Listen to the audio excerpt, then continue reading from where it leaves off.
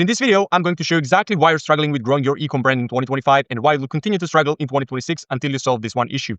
So as I said, my promise to you for this video, I'm going to show you the exact reason you're struggling and I'm going to show you the exact solution you need to apply to your business. So if you're not growing, you're dying. I just want to make that clear because if you've been stagnant for the past couple of months, that means that you're dying because your competitors are growing. Don't think they aren't. They are growing and they're taking your customers, right?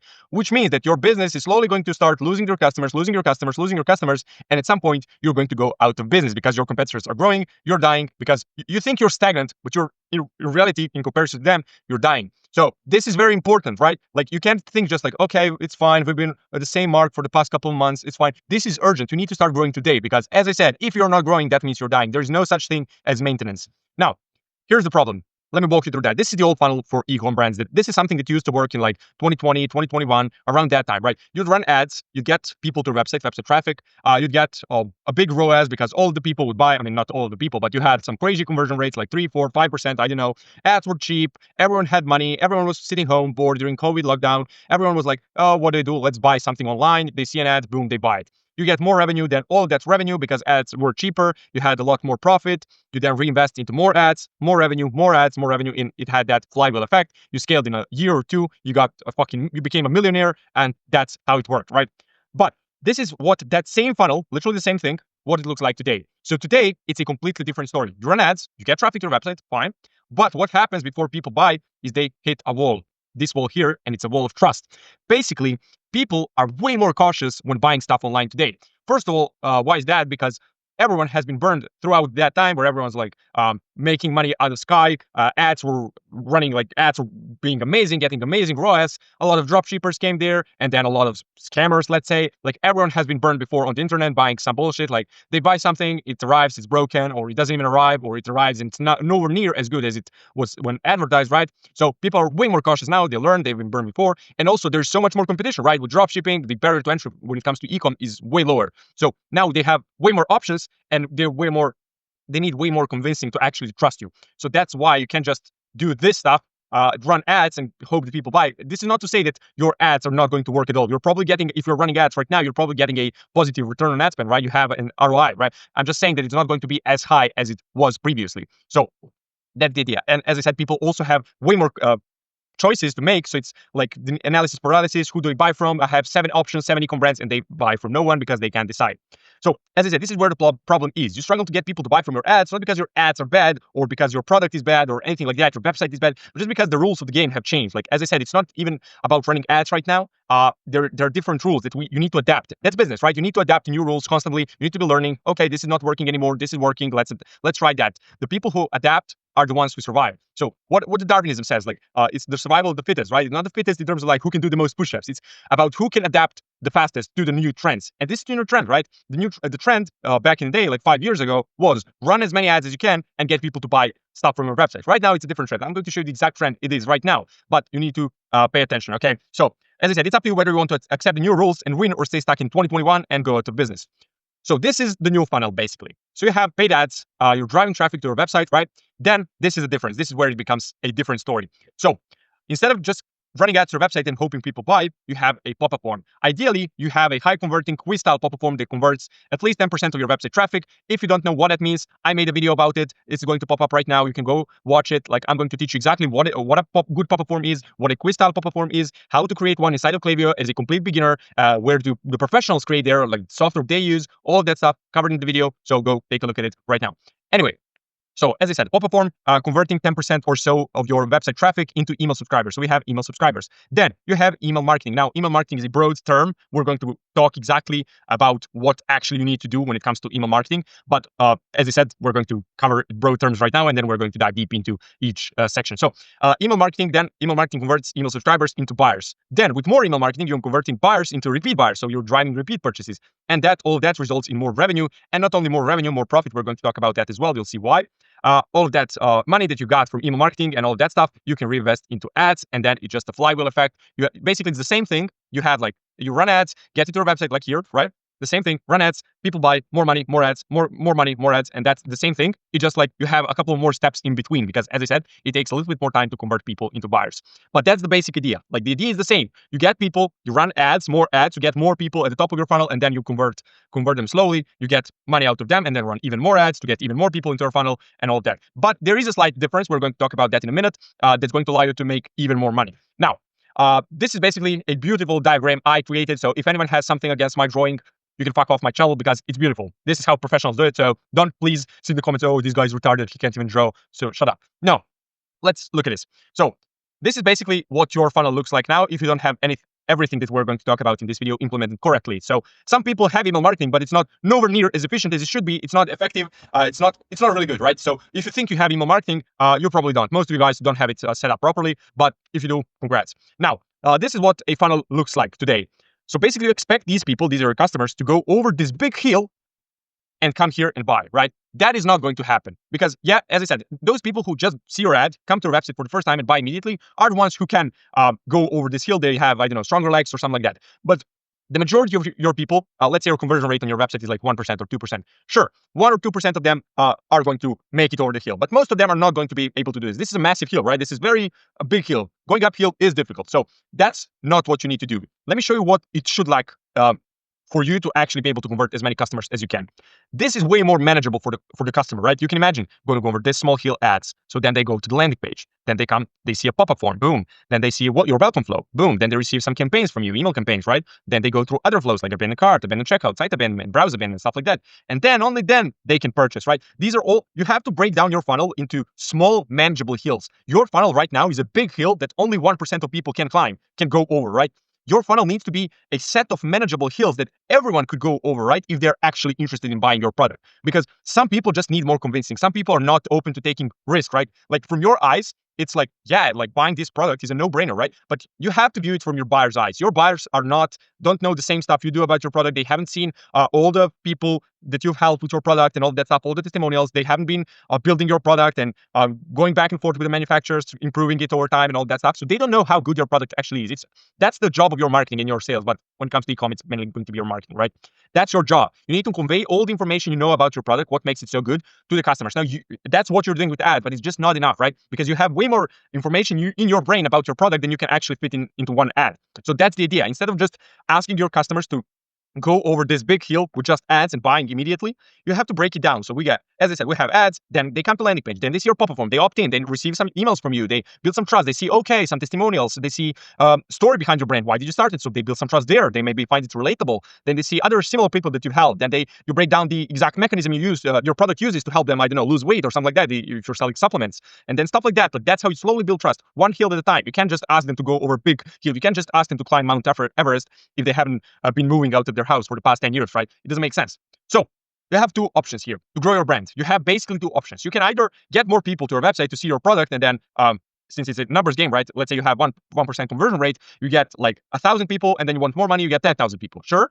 Or you can get more money out of every customer. So you have 1,000 customers and they buy for the first time, but then you get them to buy more times. So basically your revenue is going to be just the number of customers times the number of basically the amount of money you make per each customer. So let's say you have 1,000 customers and then your lifetime value, basically you make $100 for each customer.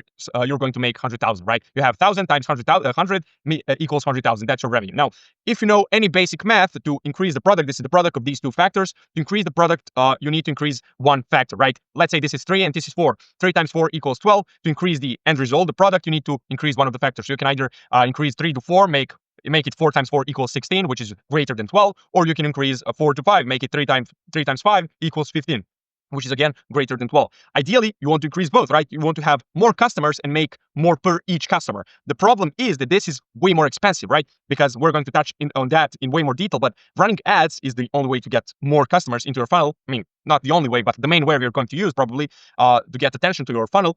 But that's way more expensive, right? But if you're just sell to the same people over and over again, that's way cheaper because it's way easier, right? It's way easier to get the second sale from someone than to get the first sales from someone, right? Convincing someone to buy for the first time is going to be the most difficult sale you'll ever make in the relationship with that person. The second sale is going to be easier than the first one. The third sale is going to be easier than the second one and the first one, right? So that's the idea. Instead of going for these difficult sales, these are the most difficult sales, increasing your customer base, you're just going to try and get as much money as you can from your existing customers. That's the idea. Obviously, as I said, once you get this money out of these people, once you increase this variable, you can reinvest that money into getting more customers, and then you can get out of those customers more money, and that's how it goes. But you have to start with this first, because you don't have budget. You can't print money out of thin air. You can't just generate cash and then blow it on ads. You don't know anything, but you just blow it on ads. You get more customers and stuff like that. It doesn't work that way. You have to first increase your lifetime value. You have to get first more money out of your customers that you can reinvest into your ads. As I said, the rules have changed. You have to adapt. So that's what you need to do. As I said, because people who bought from you once already know, like, and trust you. They know and like, trust you. They know and like and trust you enough to have bought from you once. So what would stop them from buying from you twice, right? Except if you don't have other products for sale and you have only one product. Sure, that's a story of its own. But if you're like most e-com brands, you have like multiple products. Let's say you're a fashion brand and you sold someone a t-shirt. It's not going to be as difficult to get them to buy another pair of jeans compared to getting someone to buy the t-shirt for the first time, right? Do you agree with this? I hope you do, because it does make sense. Now, the rule of 7. I don't know if you heard about this, but the rule of 7 is a marketing principle that states that someone needs to see your advertising message at least 7 times before they decide to buy from you. Now, this is obviously on average. As I said, there are some people who just see your ad for the first time, they come to your website and they buy immediately. Those people are maybe people who are just, they don't care. They are like open to taking risks, or they're just people who are in massive pain and they're going to do whatever it takes to solve the problem they have, and your product is the one that solves their problem, or whatever. There are different reasons people do that, but there are some people who do that. Obviously, on average, like if there were people who do that, your ads wouldn't be profitable, obviously. But I'm just saying that on average, this is what the marketing world says. People need to see your advertising, whether that be your Google ads, your Meta ads, your emails, or your organic content, whatever. They need to see it for at least 7 times before they actually decide to buy from you. Now, in this case, you have 2 options, right? You can run ads or you can do email. What's the problem with ads? Well, here's the problem. If you keep running ads, you'll need 6 retargeting ads to achieve those 7 touch points. You have the first ad they see, and then they get retargeted 6 times or whatever. The problem with running ads is that they're extremely, extremely expensive, and they're getting more and more expensive. And it's also way harder to get someone's attention because, well, they're in social media, they're scrolling, like they're in zombie mode, right? I mean, it's the same with email in their inboxes, but it's kind of like way more personal, I guess, because they decided to subscribe to you specifically. When it comes to ads, they can't really choose what they see. I mean, they can kind of like add preferences and all that, but no one does that really. So it's kind of like way more personal when it comes to when you're in someone's inbox, and especially if you're running SMS marketing, that's when it becomes way more personal. But the problem with that, main problem, is that they're expensive and they're becoming more and more expensive, and you don't really own that channel. Like Google can just Google Meta, whatever Meta especially, can just shut your ad account, and you're like, whoa, what happens now? We don't have any revenue, right? So that's the problem. So let's take a look at this table. So this is the table where we compare all the ad costs over time, over the past couple of years. So let's take a look at January. So January 2023, we had a Meta average CPM of $6.21. Then we have January 2025, $8.27. This is a massive difference. This is a $2 difference. This is literally make it or break it inside the business. This is literally the difference between winners and losers. So if you're relying only on this stuff, you're getting fucked. Now, also there's another it also has basically a strategic factor. So let's take a look at this. So we're inside of September right now. So let's take a look at the ad costs from 2024, from a year ago. So we have September, 8.30, October, 8.94, November, 9.61, December, 10.83. So you can see, as we're entering Q4, ads are getting more and more expensive each month, which means that right now, if you were to run the most ads right now, and you had the entire funnel, you had your high converting pop-up form, you had your flows, especially your welcome flow, you're sending campaigns, you could get leads for as cheap as possible till the end of this year, before Q4, by running ads and getting them to subscribe to your email list. And then throughout Q4, you can still run ads, right? But all the leads that you got before Q4, you can just sell to them your promotions for literally pennies. Like email marketing literally doesn't cost anything. It's almost free. So that's why this is also so important, because if you just rely on ads throughout Q4, you're going to get crushed by people who have been running very good ads, who had their pop-up form dialed in, who had their welcome flow, who had been sending 3 to 4 campaigns a week throughout all of this time, and they just got all the leads for as cheap as possible, and now they're here, they're marketing to them, they're sending emails for literally pennies. So whoever can spend the most money to acquire the customer usually wins, right? And they can afford to spend a lot of money because their email marketing is effectively free. Now, what is KLT? This is very interesting. KLT is a metric I came up with, but it isn't exactly a metric. So you can't really measure it. It's not like open rate. You can see like I sent 10,000 emails and 6,000 people open my email, so my open rate is 60%. You can't really measure it like that. It's more like a way of thinking, more like an angle, more like a thing you need to have around your marketing. It's a perspective, basically. So KLT is an acronym I came up with, and it stands for know, like, and trust. So basically the idea is the following. The closer KLT is to 10 out of 10, the more likely someone is to buy from you. So now, here's the caveat. Some people don't need to be a 10 out of 10 to buy. As I said, some people are more risk averse. Some people have a higher stress tolerance, right? Some people are in deep pain and they need to do whatever the fuck they want, even if if they don't believe in your product, they just need to do it because they want to solve their problem, right? Some people need to be a 10 out of 10, but for example, it's very easy to get them to that. So you can just show them one testimonial and they're like immediately convinced that they need your product and they want to buy it and you're the perfect solution and all of that. For example, I'm like that. I'm that kind of guy that like gets to 10 out of 10 very fast. It's very easy to sell to me. Some people will never reach 10 out of 10 and they will never buy, right? That's fine. Like, that's business. Some people, you market to them, they don't really find value, they don't see you're the right fit, they don't trust you enough, they don't like you enough, whatever, they never buy. That's business. So when someone enters your website for the first time, they're at 2 out of 10 KLT, for example.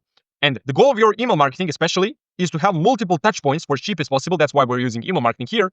So their KLT goes up. So let me show you. Now, this might sound trivial, but if you actually listen to what I'm saying, and if you actually apply it to your business, you're literally going to make more money and you're going to scale your eComm brand faster than ever. So what you need to do from now on is ask yourself the following question every time you're about to create a piece of advertising, whether that be Meta ad, Google ad, email, organic content, whatever. I don't care. You just have to ask yourself this simple question. So, is this going to make people know, like, and or trust me and my brand more? That's the idea, basically. If the answer is yes to any of these, so if it just makes people know you more, or like you more, or trust you more, ideally 2 or 3 at the same time, that's the ideal situation. But only one of these, it's a good ad. Now, obviously, this is just level 1. Like, the game is obviously like about comparing all different kinds of ads you could be running with your limited resources, which is money, right? And time, right? That's called strategy, the allocation of limited resources. But that's the game, like comparing all different kinds of ads. Like, should we run this ad or this ad? Like, it takes experience. We need to test it, but we don't really want to burn money or waste time. So it's kind of like that. But this is just level 1. This is first principles thinking, right? Obviously, but as I said, the game is more complicated than that. Then you need to compare the ads your competitors are running to your own ad. So because it doesn't really matter if your ad is good. What matters is how it looks like in comparison to your competitors, because your customers are comparing your ads to your competitors' ads because that's the reflection of your product, basically. By the way, side note, if you think your email marketing is very good and all that, you guys are killing it, even if it's not good, it's not even about like the money you're not making from email marketing. It's just about it's killing your brand. Even if it's not good right now and you make it good in 3 months, people who have been on your list are going to remember. Some of them are going to remember that it was shit and they had some bad impression about your product, because that's kind of like the first impression people get, like your ads, your email marketing, your welcome flow and stuff like that. People are going to judge your product based on your marketing. That's how it is. That's the whole point of your marketing, to present your product. Like, it's basically halo effect, right? When I see someone who's attractive, I'll be way more likely to believe that they're actually a smart person and good person, all of that. But that's how human works. And it's going to be the same for your brand. If they see a shitty welcome flow with shitty emails and shitty pop-up form and all of that, they're just going to believe that your product is shitty as well. And it doesn't have to be that way. Like, even if your product is the best product on the face of the planet, if your marketing material is bad, people are just going to believe your product is bad as well. But as I said, from now on, I just want you to ask yourself this question, because I believe it will make it way simpler for you to make decisions around your advertising. Because some people are just making ads that doesn't do anything. Especially when it comes to ads, fine, like people can track the ROI and all that, and because they're expensive, there's like the importance attached to them because we have to make it work. We have to see the ROI. But when it comes to emails, people are just sending a lot of different crap that doesn't do anything. Like, does this actually make people know, like, and trust me more? Sure, it does make them know me more because I'm just in their inbox, but it doesn't make them like me more, trust me more. I'm not showing any testimonials that will make people trust my product more. I'm not showing them how it works, why it works. I'm not breaking down the mechanism behind the product, the ingredients, the materials we use, anything that will make people trust me more. It doesn't do anything. Like, people are just sending crap just for the sake of sending crap, and it pisses me off, honestly. So the more we can simplify problems, the better decisions we can make, right? That's why we're talking about first principles thinking, because if we can simplify the framework behind making ads, the reason why we're making certain ads and emails and all of that, we're going to be able to make better decisions. Basically, is this email going to make people know, like, and trust me more? No, yes or no? Yes, boom, send it. No, don't send it. Super simple. So also, leveraging personal brand. This is not something I'm an expert in. Like, I'm just going to give you a perspective here. So KLT doesn't only apply to your eComm brand itself. It also applies to you as a founder, your personal brand. So one of the ways people scale their eComm brands is by leveraging their personal brands. And this is something you obviously know if you're in this space, but basically examples, Kylie Jenner, Mr. Beast, Kourtney Kardashian, all of those big influencers are leveraging their personal brand to sell you product that might not be good, might be good. It doesn't matter because they have a personal brand. The reason it works so well is because it's cheap. They basically have millions of followers that they can just make an Instagram post and people are just going to buy their stuff. Now, it doesn't mean that they're not running ads. It doesn't mean that they're not doing email marketing. It just means that they can run a profitable eComm brand based on their personal brand, right? So the two cheapest form of customer acquisitions are basically email marketing and personal brand and word of mouth, but we're talking about your efforts here. This is your product advertising itself. We're talking about stuff you really do in your marketing. So you need to have at least one, but ideally both. Like Kourtney, for example. Kourtney Kardashian is running Leme, so it's some sort of an eComm brand. I didn't even know what they're selling right now. I'm not sure. Anyway, she's running Leme, and they have really good email marketing, and she has a personal brand. We're probably going to make a video about that, breaking down their entire funnel. I'm going to dive deep into that. So we'll see. Subscribe to my channel if you want to see that. Anyway, basically, you just ask yourself this question: does it increase the KLT of my customers for every single piece of ad when it comes to the content you post online, right? So you're posting content. The thing with personal brands, like as I said, you need to have at least one, but ideally both. The thing is, as we get deeper and deeper into this whole AI rabbit hole and all that, people are just going to like buying from brands that are actually led by humans, not faceless corporations that have AI generated ads and AI generated UGC content and all that stuff.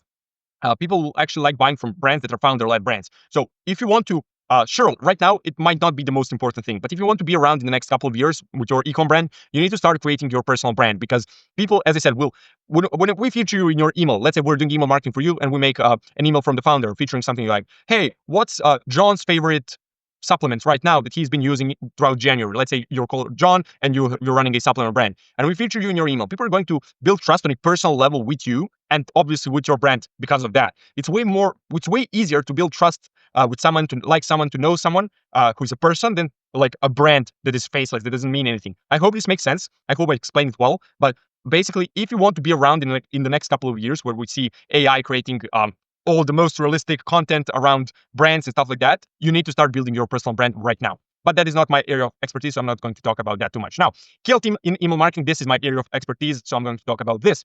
So this is what it looks like specifically in your email marketing funnel. You have paid ads, you're driving traffic to your website, you have a pop-up form, and then you're converting all of that website visitors into email subscribers. So this is the email marketing funnel. As you move down the funnel, the idea is that you increase the KLT of a person, so they move closer to the first purchase and then repeat purchases. Now, they enter your email list through your pop-up form, they become email subscriber. The first thing they receive is your welcome flow. So first of all, this is very important because this sets the standard for your relationship between your brand and your customer.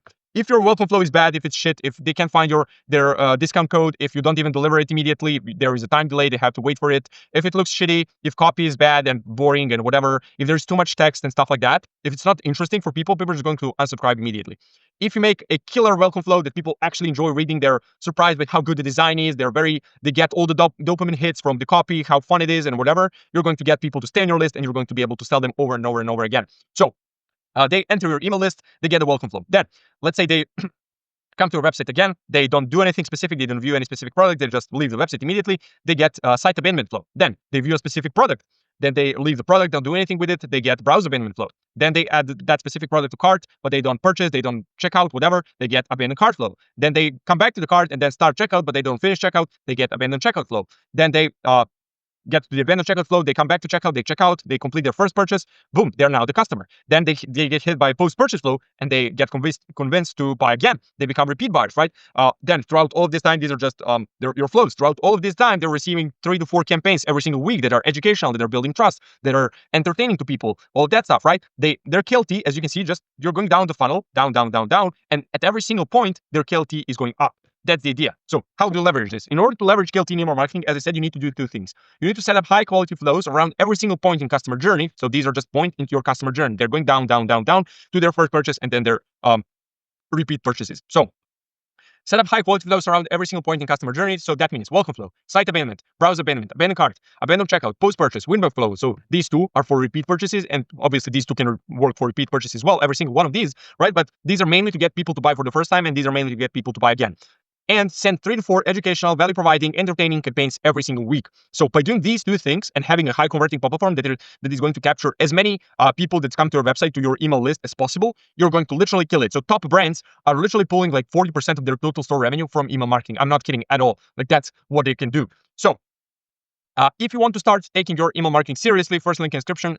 You can claim your free e-commerce email marketing guide. Second link in description, you can book a call with me. I'll perform a full Klaviyo account audit completely for free. And then if we see a very good fit, I'm going to run your email marketing on a purely performance basis, which means that I'm going to only charge you a percentage of email generated revenue that we bring for your brand.